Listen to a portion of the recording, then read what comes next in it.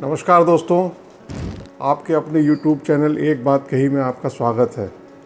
मैं राजेश चतुर्वेदी एक बार फिर हाजिर हूँ आपके सामने। दोस्तों, जैसा कि हम सब लोगों को मालूम है कि कर्नाटक का चुनाव परिणाम आ चुका है और कर्नाटक के नतीजों पर जो राजनीतिक प्रेक्षक हैं, समीक्षक हैं, वो कर्नाटक के चुनाव नतीजों को ध्यान में रख करके समीक्षाएं कर रहे हैं कि जो आने वाली सियासत है या जो राज्यों में जो चुनाव होने वाले हैं या अगले साल इन्हीं दिनों में लोकसभा का चुनाव भी हो चुका होगा, तो कर्नाटक का जो नतीजा है वो क्या असर डालने वाला है, इसको लेकर के समीक्षाएं होने लगी हैं। अब जो हाल फिलहाल जो इलेक्शन होने वाले हैं बहुत जल्दी, माने दिसंबर तक मध्य प्रदेश, राजस्थान, छत्तीसगढ़, तेलंगाना और मिज़ोरम, इन 5 राज्यों में चुनाव होने हैं। तो आज हम जो बात करने वाले हैं वो मध्य प्रदेश की करने वाले हैं और मध्य प्रदेश में भी भारतीय जनता पार्टी की बात करने वाले हैं। इसके 2 कारण हैं। एक तो ये है कि मध्य प्रदेश की जो सूरत है या राजनीतिक स्थिति है वो कर्नाटक से बहुत मेल खाती है। कर्नाटक में भी आपको याद होगा कि पिछले इलेक्शन में 2018 में कांग्रेस जो है नंबर 2 की पार्टी होने के बावजूद जेडीएस के साथ मिलकर के सरकार बनाने में कामयाब हो गई थी।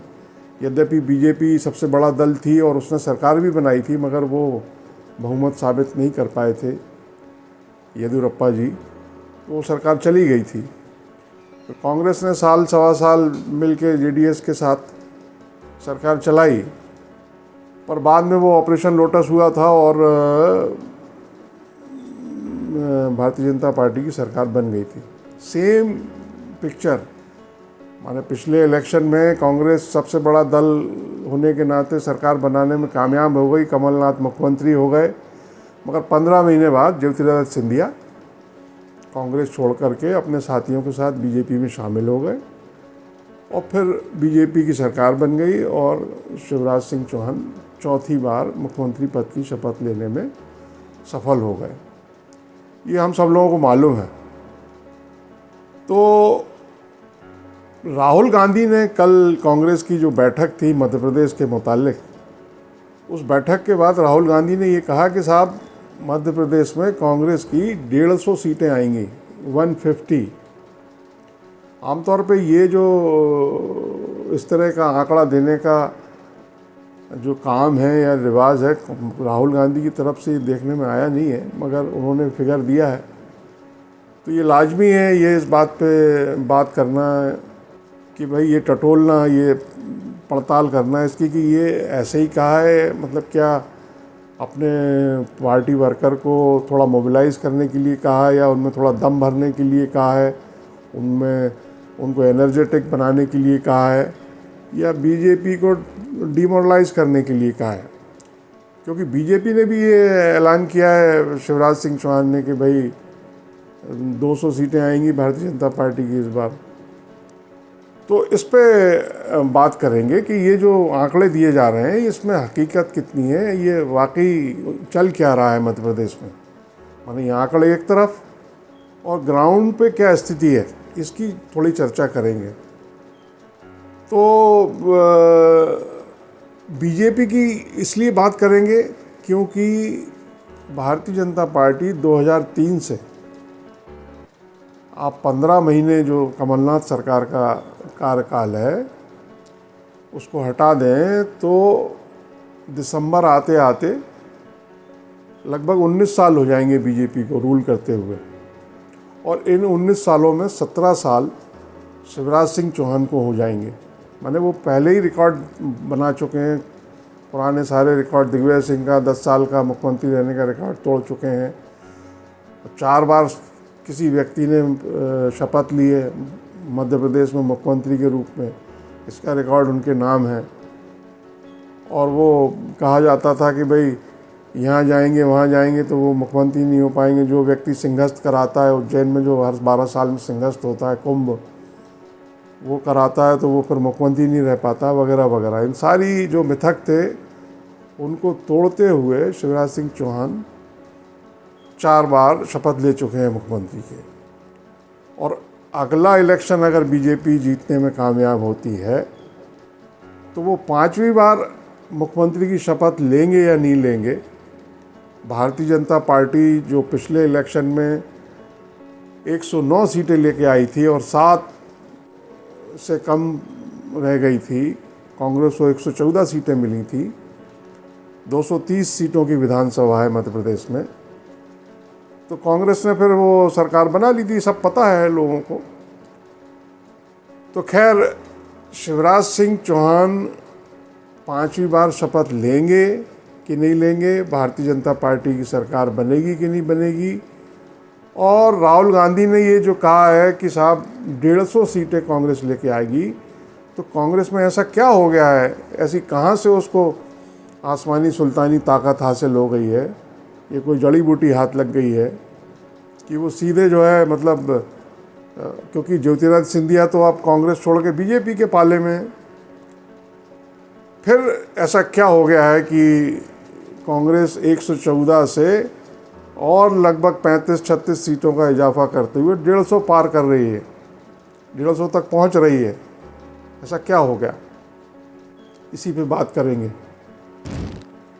बात आगे बढ़ाई जाए इसके पहले आप ये वीडियो देखिए। एक छोटा सा वीडियो है, किसी कार्यक्रम का है और मुख्यमंत्री शिवराज सिंह चौहान इसमें कुछ लाइनें बोल रहे हैं और ये सोशल मीडिया पे खूब वायरल हुआ है और जितना दिखाया जा रहा है इतना ही वायरल हुआ है। पहले आप इसका जायजा लीजिए। खाने वाला खाएगा, लूटने वाला जाएगा, नया जमाना आएगा।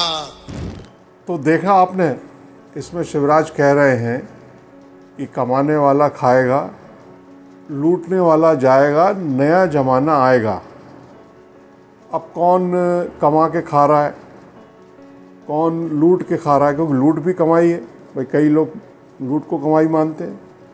तो कौन लूट रहा है, कौन लूट के कमा रहा है, कौन आएगा कौन जाएगा, ये तो वक्त बताएगा। जो आने वाला टाइम है, 6 महीने में चुनाव हो जाएगा विधानसभा का, वो कह सही रहे हैं वो, मगर वक्त बता देगा।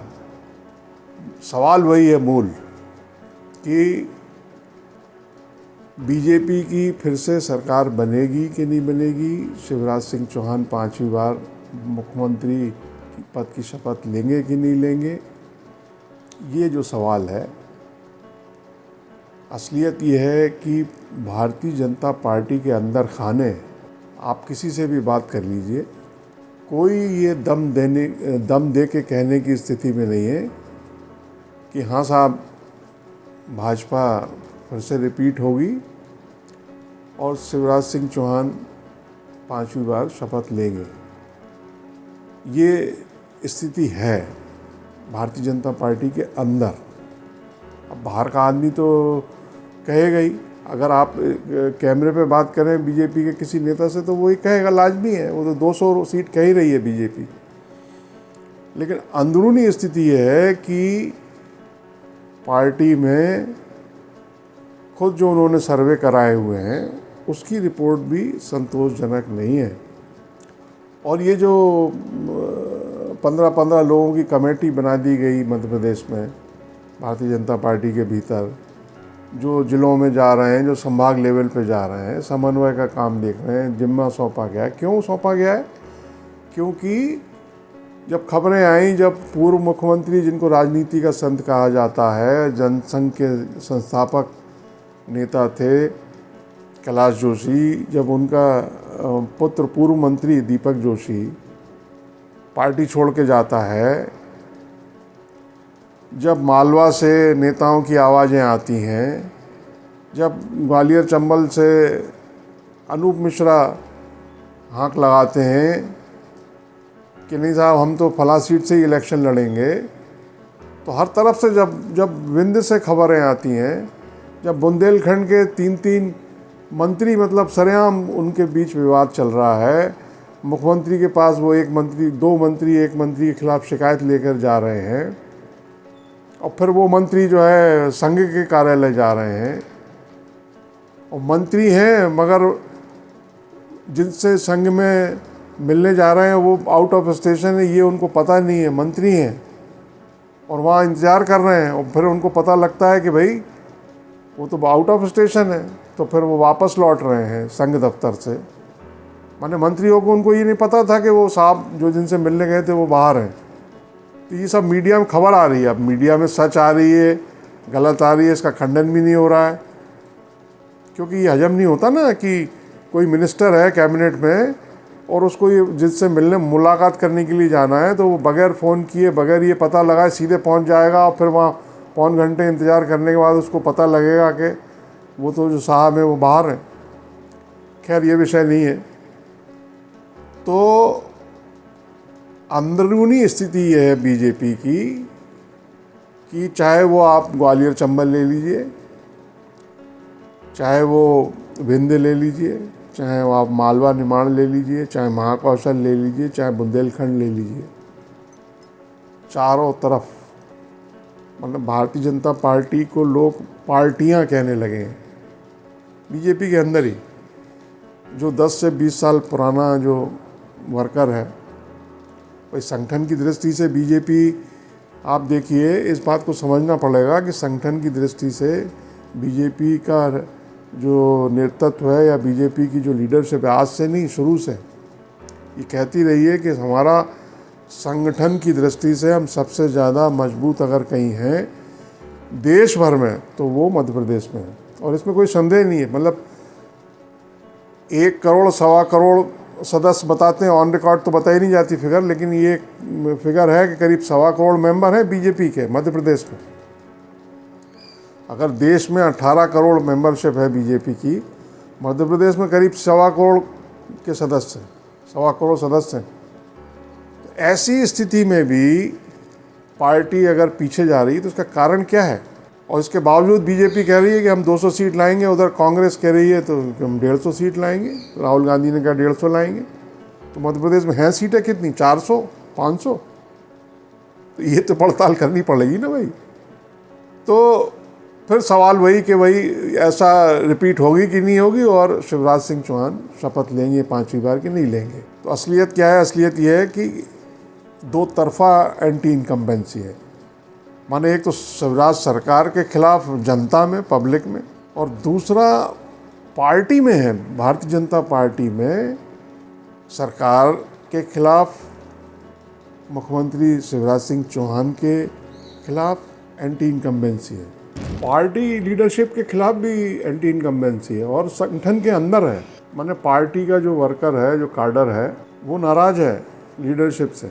उसके कई कारण हैं। जो संवाद होना चाहिए वो संवाद नहीं है, पूछ परख नहीं है। माने जो पुराना काडर है, जो मतलब जब से आया है बीजेपी के साथ, तब भारतीय जनता पार्टी पावर में नहीं रहती थी, मगर जो लोग सत्ता में आने के बाद बीजेपी से जुड़े हैं, जब उनको वो देखते हैं कि भाई ये मलाई छान रहे हैं और इनको चारों तरफ हरियाली हरियाली दिखाई दे रही है, उनको मौके दिए जा रहे हैं, तो ये देख के वो अच्छा 1 कालखंड हो, 2 कालखंड हो, 3 कालखंड हो, 4 बार की रिजीम के बाद संगठन की हालत ये है कि बीजेपी आज की स्थिति में मध्य प्रदेश में संगठन के तौर पे, जैसा मैंने बताया कि करीब 1 करोड़ 1.25 करोड़ मेंबर हैं भारतीय जनता पार्टी के।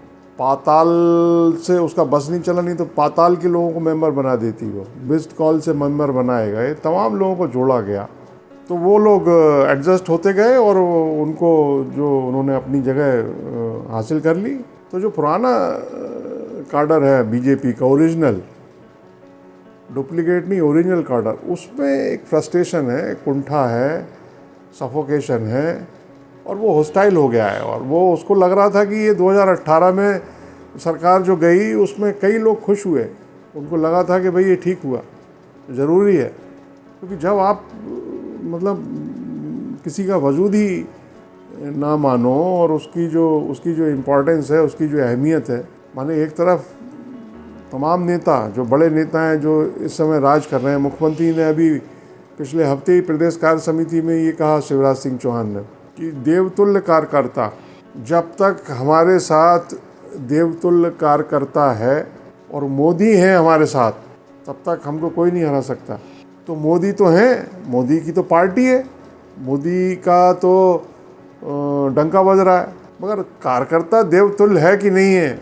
और वो देवता बन के घर पे बैठ गया है कि वो जनता में जा रहा है, और जनता में जा रहा है तो वो कह क्या रहा है, कर क्या रहा है?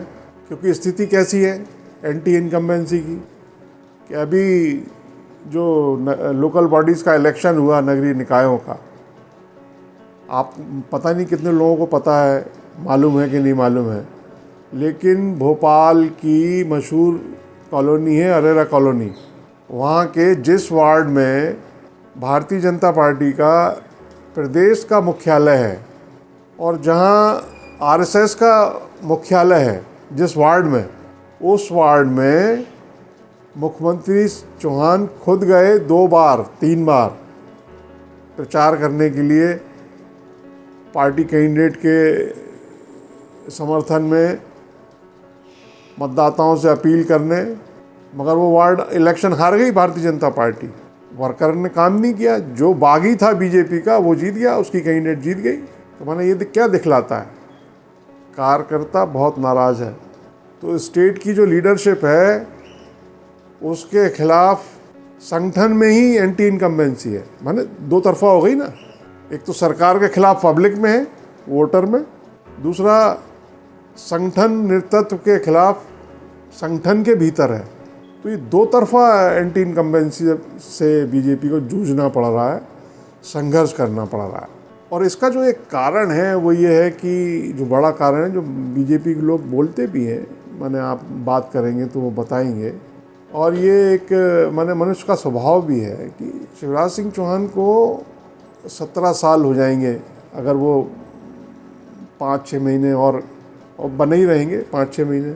ऐसा लगता नहीं कि कोई चेंज होने वाला है लीडरशिप में, क्योंकि मध्य प्रदेश है, गुजरात की सीमा से ज़रूर लगा हुआ है, लेकिन गुजरात नहीं है। गुजरात में ज़रूर प्रधानमंत्री मोदी जी ने या बीजेपी के केंद्रीय नेतृत्व ने इलेक्शन के पहले पूरे घर के बदल डाले थे, मगर मध्य प्रदेश में घर के बदलने वाली स्थिति है नहीं, क्योंकि उसको फिर ये तय करके बदलना पड़ेंगे कि भाई अगर मध्य प्रदेश में पार्टी आई तो ठीक, नहीं आई तो ठीक। उसके जो मतलब प्लान ए और प्लान बी या प्लस माइनस दोनों का जायज़ा लेकर के ही निर्णय लेना पड़ेगा। खैर, तो शिवराज सिंह चौहान 17 साल से चीफ मिनिस्टर है, 17 हो जाएंगे, मतलब बहुत लंबा वक्त होता है। लोगों को, पार्टी के लोगों को ये उम्मीद थी कि भाई ये जो 15 महीने कमलनाथ के बाद जो मौका मिला, जो लोटस ऑपरेशन के जरिए सिंधिया आ गए, इसमें कुछ सुधार होगा। और मतलब वो जो कमी रह गई थी 2018 में, वो कारण उनको भी मालूम है, शिवराज सिंह चौहान को क्या कमी रह गई थी, पूरी पार्टी को मालूम होंगे, जाहिर है मालूम होंगे।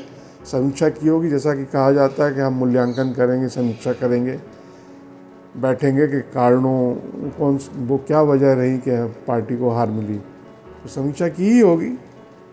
वो कारण जो भी थे वो दूर नहीं हुए। तो लोगों ने ये पिछले इलेक्शन में ही दिखाया था कि जो एंटी इनकम्बेंसी है या जो ऊब है ना, ऊब का नतीजा था वो पिछला परिणाम। माने स्थिति ये हो गई है कि लोग मुख्यमंत्री चौहान का जो भाषण है उनको ऐसा रट गया है कि वो पहले से बता देते हैं कि अब ये बोलेंगे शिवराज, अब कौन सा भजन गाएंगे, अब कौन सा गाना गाएंगे, तो उनको सारी चीज़ें रट गई हैं, आगे से बता देता है आदमी सुनने वाला। दोस्तों, इस वीडियो में अब बस इतना ही, क्योंकि वीडियो कुछ लंबा हो गया है। अगले वीडियो में, इसके तत्काल बाद वाले वीडियो में आपको ये बताएंगे कि ये ऊब क्यों है और एंटी इनकम्बेंसी के क्या कारण क्या हैं, डिटेल में बताएंगे। आप ज़रूर देखिएगा। और एक गुजारिश ये है कि इसको लाइक करें, शेयर करें और कमेंट में ये ज़रूर बताएं कि कैसा लग रहा आपको। और चैनल सब्सक्राइब कर लें अगर सब्सक्राइब नहीं किया है, ये गुजारिश है। नमस्कार।